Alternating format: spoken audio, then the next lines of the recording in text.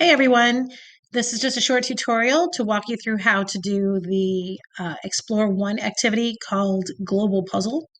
It's a very simple, very fast assignment, so I think you're going to be pleased when you actually get into it. Hopefully the fact that you have this video open means that you found the assignment in Google Classroom, but just in case, obviously go to your hour. You can scroll down on the feed. It should be pretty close to the top, depending on when you're looking at this. As you can see, a lot of students already turned it in.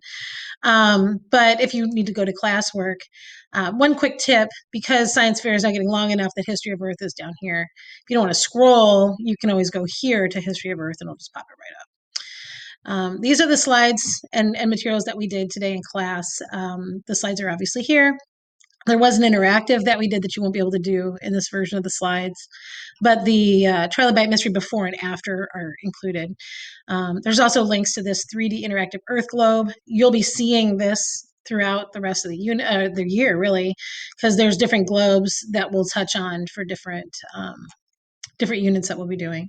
The one you want for today is the third one in the top row. It'll be obvious. It's marked plate tectonics.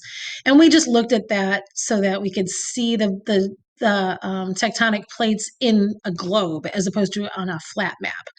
It's just a little easier to visualize where things are and how things are moving on there. So it's a pretty neat tool. I encourage you to play with it.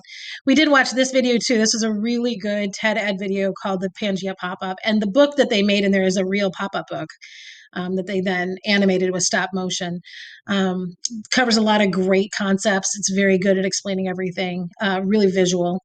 I told the kids in class today, so if you missed it, here that we talked about the fact that it is a real book, like they made the actual thing. So there's a video here that shows how they did that, which is kind of interesting. So you don't have to watch this, but it's interesting. It's kind of fun. Anyway, so the actual assignment is this one here. So plate tectonics, explore one, and you have two parts. So you're going to want to open up this Google Slides to start with, and then you're going to want to go to Google or to STEMscopes to actually do the questions for it. Like many activities, this was written in STEMscopes assuming we were face to face. So we have to modify it to make it appropriate for the environment that we're in right now. So I already opened mine here. And this is what it looks like. It's very simple. You're just gonna be manipulating this, so you don't really need all of this. So viewing it in full screen may be easier. Basically, all of these continents can be moved around, so you can pick them up, move them around. You can also rotate them, and you're free to do that. But your goal here is basically to make your own version of Pangaea. So just a reminder, if you don't remember how to rotate something, that this little handle up here, put your cursor on it, it should turn into a plus. Then when you click and hold, you can rotate it around, and there's a degree marker there to show you how much you've turned it. So you are welcome to turn these, twist these, however you want it to be. I don't recommend changing their size because that would be changing it from the way it should look in the world. But it is okay if they overlap a little bit. We talked in class about the fact that while it's true that the way that Africa and South America look like they probably were connected at one time is typically where the conversations around continental drift began. The actual shape of the continents has changed over time. So it's okay. Like this little peninsula here on the bottom of Antarctica, it might fit up in here. I don't know. So you can fit it in there, but it's okay if you're, overlapping them a little bit. Anyway, so you're going to try to bring them all in, see what the easiest ones to fit in are and which ones are harder.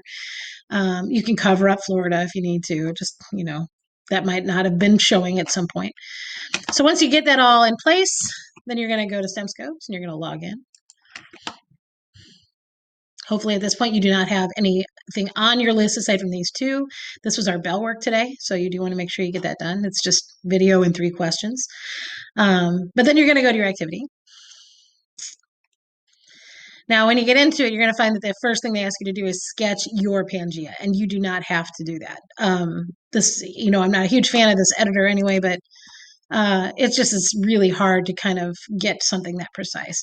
If you do want to take a shot at it, you can. I told the kids in class today that I would give extra credit to people who gave it a shot, as long as it was clear that they were kind of putting some effort into it. So not required, but welcome to do that if you want. But basically, all I need from you are these 2 questions down here. Did the continents easily fit together? Explain. Would you consider this enough evidence to conclude the continents were once in in a different location? Yes or no, and then why? That's it. Then click turn in and you're done. So if you have any questions, of course, let me know. It shouldn't be too hard, I would hope. And the rest of the materials, like I said, are all linked right here. So have a great day and good luck.